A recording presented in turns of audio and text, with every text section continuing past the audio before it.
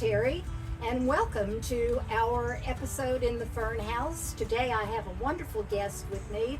She is a pen woman, fellow pen woman, and also a wonderful writer that I admire greatly. She has just published another poetry book with another pen woman of ours, Lori Zavada. Lori's not here today, but Claire is going to talk about their new book called Awake in the Sacred Night. And I wanted to get started with National Poetry Month. April is designated as National Poetry Month each year. And I wanted to introduce Claire Massey, who is the co-author of Awake in the Sacred Night, and ask her how did this originate as a National Poetry Month, and what do poets do to honor this month of April? Okay. Well, in this country, the Academy of American Poets began the National Poetry Month in 1996. And I read, this is interesting, I read that in the United Kingdom, October has been designated as the month for poetry festivals. And so it's interesting to me that both of these months are on the cusp of changing seasons. There's a lot of theater and beauty and emotion connected to these two pivotal months, and that's a lot to inspire the reading and writing of poetry in April. As far as celebrations for April, there's a lot going on nationally, regionally, locally. There's poetry readings, festivals, contests, educational units in schools where they discuss contemporary and famous poetry. There's poetry slams, and on your own computer there's a plethora of websites where you can go and enjoy all kinds of poetry. That's fantastic. You know, I always tell people to follow their passions, and I've read a lot of your poetry, and there's a lot of passion in there. I'd like to know where that passion comes from within you to write poetry. Okay. I like to challenge myself to write the shorter forms of literature, poems and flash fiction and flash creative nonfiction. I appreciate works with a deep depth to length ratio. The power of a poem is that it says so much in such a small space. It can linger in the collective memory for generations. It can define and change our culture and introduce us to voices that we may never hear otherwise. Poems are very close to songs, and they have told our stories with rhythm and cadence and musicality ever since humans first began to speak. So they're really the most ancient form of communication, I think. That's interesting. And I find it interesting, too, that when you think about poetry, a lot of times you go back to high school English class and you think of some of the poems you had to memorize, but there's a lot of good contemporary poetry out there now. Things have changed quite a bit.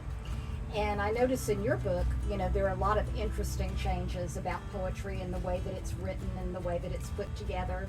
So I wanted to know, why did you and Lori, because you're both well-established poets, decide on this collaboration, and what is the significance of Awake in the Sacred Night?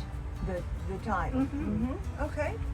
Well, Lori and I met through Emerald Coast Writers. She joined the long-standing critique group In Our Right Minds, of which you were also a member. And then after that, she became, as you mentioned, a national pen woman in letters. So we were reading and critiquing each other's work. And it was evident that we were, although through different styles and different forms, we were addressing many of the same things. And the things are nature and the human connection to nature, the intergenerational bonds, resistance to oppression, sources of healing, and mindfulness in everyday life. So we decided, instead of pursuing individual paths to publication, that we would double our outreach and just do a single book. Now, as for the title, the overriding theme of the book is sentience, which relates to having an astute consciousness, to use all your senses to feel the impact of your experiences, and to recognize that we humans are not the only sentient beings. So, some years ago, Okay. Some years ago, I met this artist. This painting comes from Alabama artist Michael Davis. And I met him at the Great Gulf Coast Arts Festival. And I bought his painting. And I hung it on my bedroom wall. And I had a little fantasy about this painting because, I would go to sleep at night and my consciousness would change and I would be dreaming. And my little idea was that the night heron is my favorite bird. And it was sort of like he was a guardian angel and he was keeping watch through the darkness of the night. And I actually wrote a poem in here that is about poets keeping watch through dark times and dark eras. The other thing I keyed off of was one of my favorite songs is Louis Armstrong's What a Wonderful World. Mm-hmm. And he has a lyric that uses the phrase sacred night. So I kind of keyed off of that too. So that's how the title came about. That's wonderful. And I noticed too in here that you and Lori both chose, I guess you would call them like spirit animals, to use to signify which poems were yours and within that category. Right. And I've always been impressed, and I'm impressed with something that you said about poetry comes not only from people but from wildlife, from other directions. And you were a big lover of wildlife, and you follow them, and you contribute to the Wildlife Society. Yes. And you told me something one day I'll never forget. It was about the fact that in your first book, you had proceeds going towards the wildlife.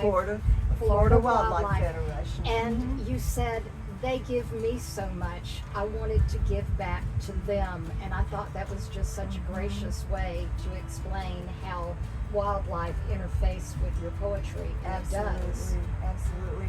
And if I can write anything that might inspire people to conservation and to preserving wild spaces, then I'm very gratified to do that. Absolutely, and you're leaving something valuable with the reader besides the wonderful poetry. It's kind of a quest to go further and protect these species. Right, and yes. That's a great idea. Hopefully so. Now, again with poetry, back to the rules and all the things we had to learn about poetry and how it's put together. I don't see so much of that in contemporary poetry. Mm-hmm. And I wanted to ask you a little bit about that, contemporary poetry, and who some of your favorite contemporary poets are that might be interesting to some of our followers to pick up a copy and take off. I'm so glad you asked me that, because it is a wonderful opportunity to get to talk about my favorite poets. First of all, just to tell you who rates really highly with me: Richard Blanco, Ada Limon, who is the current Poet Laureate of the United States, Tracy K. Smith, Rita Dove, Billy Collins, and perhaps my number one favorite poet, Ted Kooser. I knew that was coming. And I want to tell you why. Okay, please do. Ted Kooser is having his 86th birthday. It's either this week or it was last week. So he has worked tirelessly all his career to raise the visibility of poetry. His style is accomplished, but it's plain spoken. Mm-hmm. His diction is drawn from common speech. He writes naturally and with clarity for everyday people. Not necessarily adherents of poetry who are in the ivory tower, so to Right. speak. His authentic insights into the world of everyday experience have persuaded countless everyday people to turn to poetry for insight, for celebration, for healing, for gratitude, and for comfort. Now I love this. Ted Kooser said that his greatest compliment is when a guy in overalls comes up to him in the Waffle House Oh, yes. and says, "My wife made me go. She dragged me to your poetry reading, and I didn't want to go, but I want to tell you I got an awful lot out Wow. of it." What a compliment. Absolutely, the best compliment Yes. you can get. So Ted says, and this goes back to your question about contemporary poetry. Right. Ted says that poetry is communication, and its purpose is to reach other people and touch their hearts. If a poem makes sense only to its author, then it has failed as communication. And he advocates for poems that can be read, spoken, performed, and understood without professional interpretation.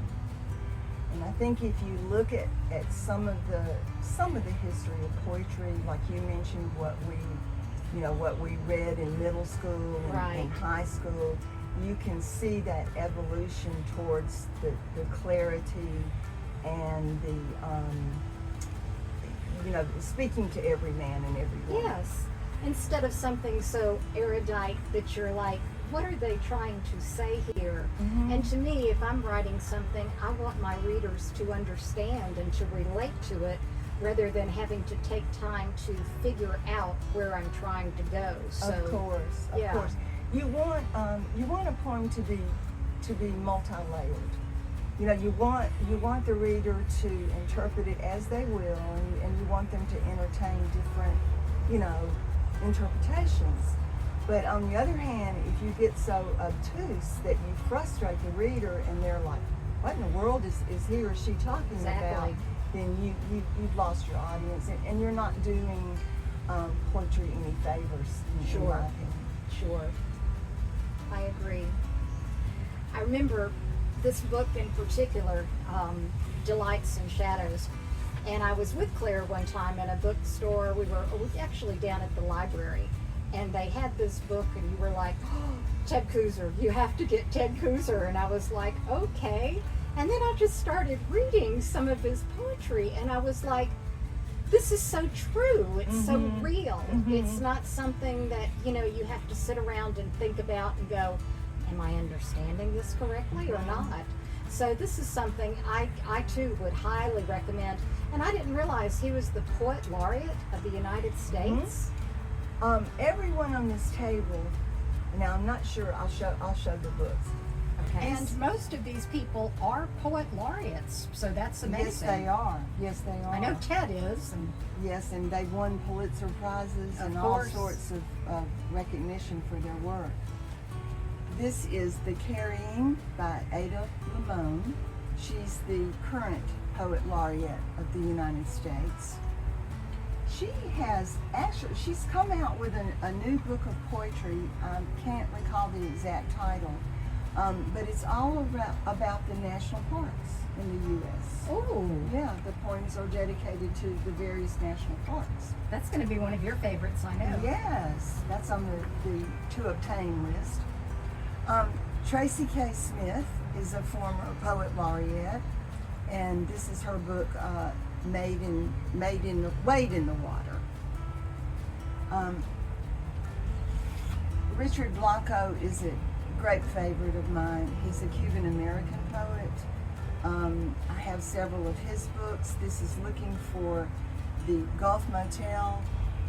His poems are a lot of memories of his family, his grandparents, bygone places and times, and a lot of his poems will break your heart. Poet is Billy Collins. this is a book with the intriguing title, The Trouble with Poetry. The wonderful thing about Billy Collins' poems is that they are deceptively simple. You know, you think you're reading about a paper airplane that he's flying through the air from his desk, and then all of a sudden there's these very deep insights, and it's like a gotcha phenomenon. I'm just amazed at some of these people, how they can put together a contemporary poem. And again, you can read it, you can understand it, you can relate to it, but it's beautiful. Mm-hmm. And you take that memory with you. And I think that's what poetry needs to have happen. You need to be able to take it with you and not just leave it in a book somewhere. You've got to think about it and, you know. Exactly. And I think that the brevity that is involved in writing a poem, the compactness, you know, that's what, you know, years ago, it makes it easy to memorize. It makes it easy to keep it in your heart and your soul. Absolutely. Well, thank you so much for sharing all your knowledge with poetry with us and with our viewers. And hopefully we can get people inspired to either read poetry, yes, but maybe take a stab at writing some poetry too. Because once you see where it goes, you might want to become involved, and that might be a creative outlet that you might aspire to. And you never know where the muse is going to take you. Aha. So just relax and go with her. Absolutely. Or him. Thank you so much. And for those of you looking today, Awake in the Sacred Night, Stories and Poems by Claire Massey and Lori Zavada, available on Amazon. And you can order it through Barnes & Noble. And through Barnes & Noble. And a few of the Bodacious, our local bookstore, is carrying a copy, and Open Books is carrying a Great. copy. Good to know. Okay, people, go out and buy your copy and learn about what we're talking about, and hopefully you won't be awake in the sacred night, but you will have nice dreams thinking about so many of these beautiful poems. And thank you for sharing with us today, Thank you for the opportunity, Terry. We really appreciate appreciate it.